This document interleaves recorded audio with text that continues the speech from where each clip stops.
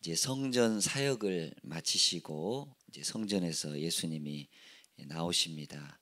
그런데 이 제자들이 성전 건물들을 가리켜 이제 화려하고 참 웅장한 그 모습을 우리 예수님에게 이렇게 가리켜 보이려고 합니다.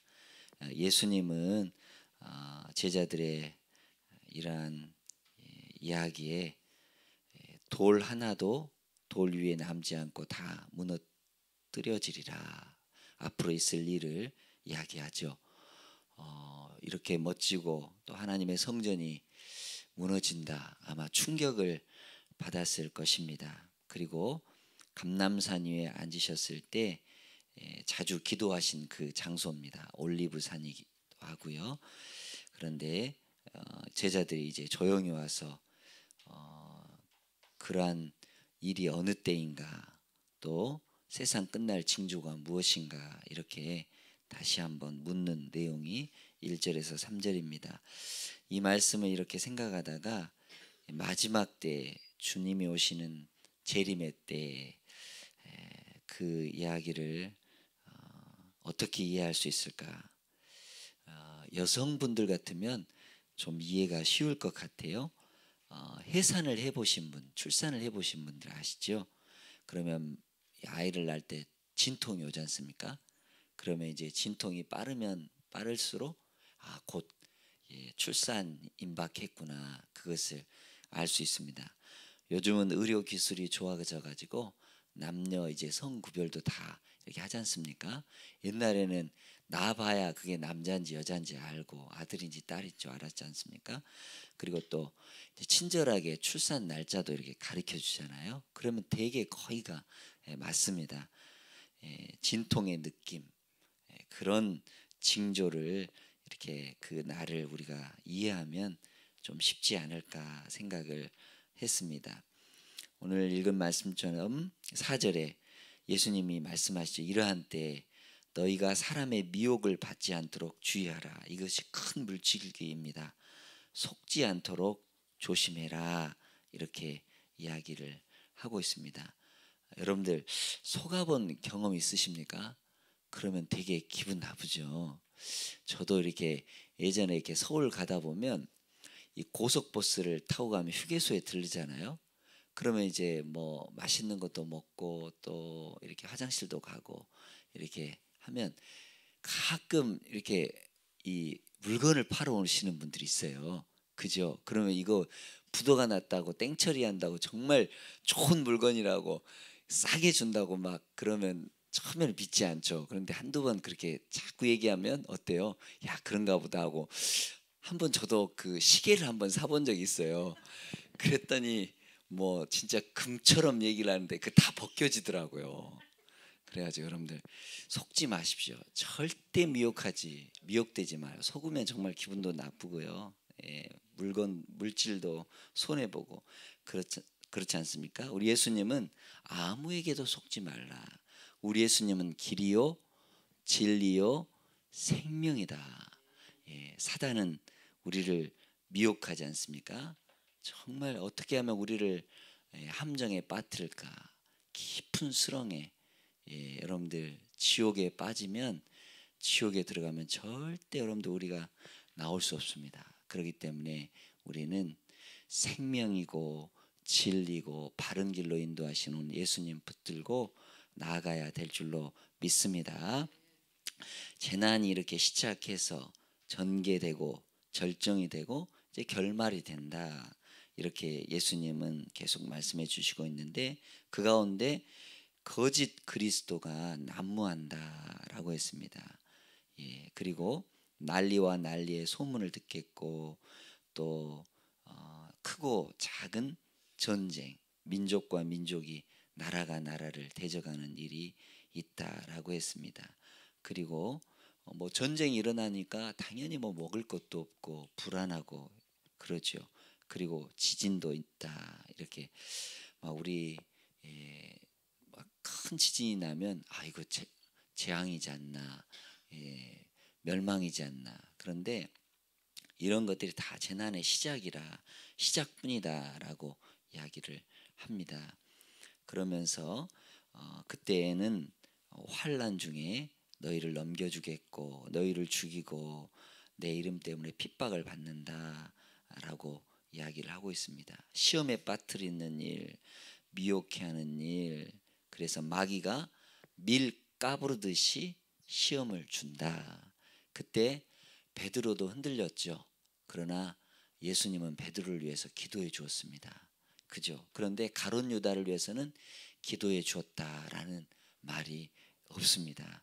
여러분들 믿음이 떨어지지 않기를 우리 주님이 우리를 위해서 기도해 주고 계십니다. 주님의 도우심을 항상 바라보고 주님 곁에 붙어 있기를 간절히 원합니다.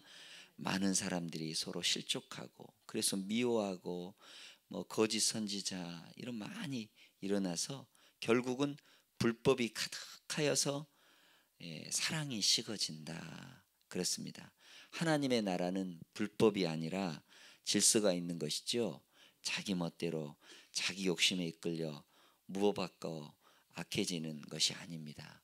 여러분 에덴 동산이 왜 여러분들 축복의 동산이었습니까? 하나님의 질서가 있었습니다. 하나님의 이런 은혜가 있었습니다. 그런데 욕심이 들어오고 나서부터 깨지게 된 거죠.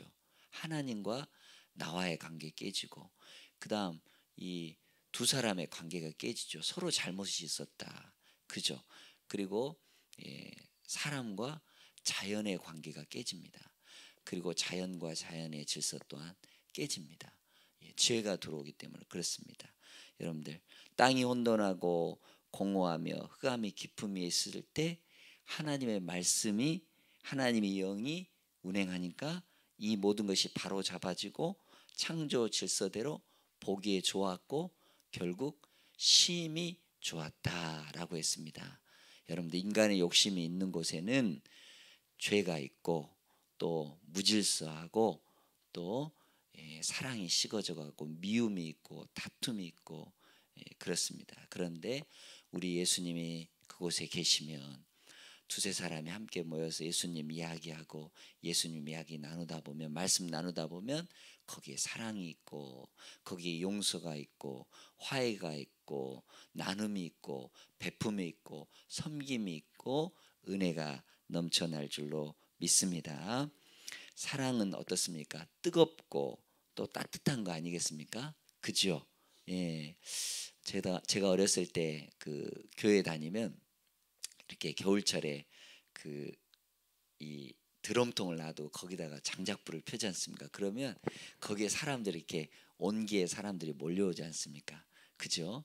우리 사무실에도 지금 이렇게 부화기를 놔두고 계란 유정란을 좀 키우고 있는데 따뜻해야 어미가 이렇게 어미닭이 따뜻한 깃털로 그 계란을 이 알을 품어야 어때요? 생명이 있지 않습니까? 식으면 어떻습니까? 사랑이 식으면 여러분 미움받게 되지 않겠어요? 성도들의 사랑이 식어지고 또 애곡되어지고 또 욕망이 또 죄가 또 자신이 개인주의 자기중심적인 그래서 요 나가 문제입니다. 그죠? 나가 문제 요 나. 그렇기 때문에 sin 죄는 SIN인데 I 그러니까 내가 중심에 있다는 거예요. 거기에 하나님의 중심이 있으면 예수 그리스도가 중심이 있으면 성령님이 중심이 있으면 질서가 잡히고 사랑과 은혜가 된다라는 것입니다. 이렇게 서로 뜨겁게 사랑으로 이 죄악된 세상을 정말 변화시키고 바꿀 수 있는 힘이 크리스찬에게 있다라는 사실을 우리는 기억해야 될 줄로 믿습니다. 그러면서 우리 예수님께서 이렇게 불법이 성하고 또 사랑이 식어져 갈 때 우리 13절 말씀 같이 한번 읽어봅니다. 그러나 끝까지 견디는 자는 구원을 얻으리라. 아멘. 그렇습니다. 예수님의 충성된 제자들만 하나님 나라에 들어갈 수 있습니다. 변질되지 않고. 2절의 강조점은 견딤인 것 같습니다. 끝까지 견딤인 것 같죠. 그러나 중요점 무엇입니까? 구원에 있습니다. 견디는 것보다 구원에 있다는 거예요. 구원에 확신이 있어야 박해가 오고 거짓이 오고 또한 잘못된 것이 오더라도 그 박해를 견딜 수가 있겠지요. 예수님의 제자들이기 때문에 고난을 당하고 죽임을 당하기도 하겠지만 영원히 영적으로 버림받는 고통은 당하지 않을 것이다. 그죠? 부자가 지옥에 가서 어떻습니까? 너무나 힘들어가지고 너무나 고통스러워서 손가락에 물 한 방울이라도 내 혀를 서늘게, 여러분들 그곳은 정말로 물 한 방울 없는, 그러나 천국은 어떻습니까? 생명수가 이렇게 흘러가는 곳 아니겠습니까? 그죠? 말라버리고 삭막해버리고, 그것이 바로 지옥이요 사랑이 식어지는 그런 것입니다. 그런데 거기서도 잘 견디고 우리는 이 세상, 정말 악한 세상이지만 잘 견디고 끝까지 인내하면 주님의 은혜를 주신다라는 겁니다. 시련의 때는 참된 성도와 거짓된 성도를 걸러내죠. 고린도전서 3장에 보니까 여러분들 우리의 터가, 기초가 예수 그리스도에 놓여져야 됩니다. 그죠? 그리고 우리의 공적이 불로 통과할 텐데, 집으로 만들거나 나무로 만들면 그 불을 통과할 때 다 어떻게 돼요? 사그러져 버리고 태워져 버리고 없어져 버리죠. 그런데 금이나 은은 좀 더 견디죠. 그리고 금강석 같은 거는 끝까지 견디죠. 그렇습니다. 각 사람의 공적이 나타날 터인데 그날의 공적을 밝히리니 이는 불로 나타나고 그 불이 각 사람의 공적이 어떤 것을 시험한다. 그리고 그것을 불 가운데 이렇게 통과되고, 그리고 연단을 받아서 여러분들 그것을 잘 견디는 자 구원을 받는다라고 말씀하고 있습니다. 끝까지 견디고 또한 버티고 견디고 인내하시길 바랍니다. 올림픽을 여러분들 보시면 레슬링 이 씨름 이 선수가 상대편의 1점을 앞서고 있습니다. 이제 한 30초 정도 남으면 이걸 잘 이기면 금메달입니다. 그러면 막 그 안간힘을, 그럼 우리들도 막 두 손에 막 우리나라 선수가 그렇다면 막 손에 땀을 쥐고 이렇게 경기를 보지 않습니까? 끝까지 버티고 끝까지 견디고 버티고 해야 주님 구원의 역사가 더 크고 더 감격이 클 줄로 믿습니다. 그리고 우리 예수님은 대처 사항을 우리에게 이야기해 주고 있는데, 계속해서 15절부터 이제 오늘 25절까지 자 주의 사항을 얘기하고 있죠. 미세먼지가 많을 때 여러분들 스마트폰에 뭐라고 떠요? 미세먼지가 많으니까 애출을 좀 삼가 주십시오. 또 눈이 많이 올 때는 폭설주의보, 또 여름에는 너무 더울 때는 폭염주의보, 이런 것들을 여러분들 해주죠. 그래서 여러분들 그것에 따라서 애출도 좀 삼가하고 좀 조심하고 이렇게 하면 여러분들 문제가 되지 않는데, 그런 거 무시하고 나아가면 어떻게 돼요? 미세먼지 많이 먹고 건강에 해롭습니다. 성경을 보면 주님이 다시 오신다, 주님이 우리 곁에 다시 오신다, 이렇게 계속해서 경고해 주고 있습니다. 그러니까 대비하고 예비해야 되겠죠. 그 경고를 무시해서는 안 되겠죠. 민방위 대피라든지, 여러분들 우리가 세월호 사건도 마찬가지 않습니까? 그때 행동 요령을 정말 제대로만 가르쳤다면 그 수많은 사람들이 그렇게 바다에서 그렇게 죽거나 또 정말 아픔을 겪지 않았을 거예요. 빨리, 그런 상황일수록 빨리 이렇게 대처하고 또 그거를 자세히 지시하고 알려주고, 우리 예수님이 이렇게 미리 경고해 주시고 알려주시죠. 그래서 세 가지로 깨달으라, 하나님의 말씀을 통해서 깨달아야 됩니다. 여러분들 읽는 자는 깨달을지언정, 이런 징조들이 있다는 것. 멸망에 가증한 것이 거룩한 곳에 선 것을 본 거든 깨달아야 된다.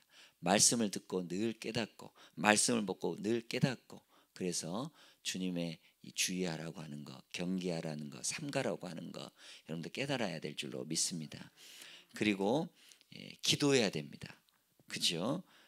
근신하여 깨어 기도하여서 주님의 말씀을 늘 여러분들 내 마음에 새기고, 그리고 마지막 세 번째는 속지 말라. 진실에서 결코 여러분들 벗어나지 말라.